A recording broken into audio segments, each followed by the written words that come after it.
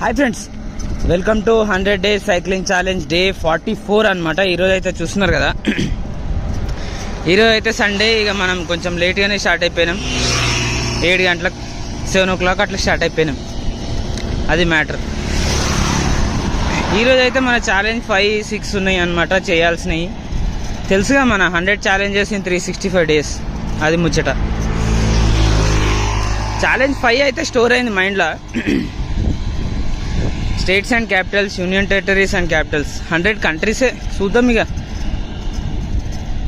Store అయినాయా లేదా. ఇక వీడియో స్టార్ట్ చేసినాకనే తెలియాలి ఏంది అనేది.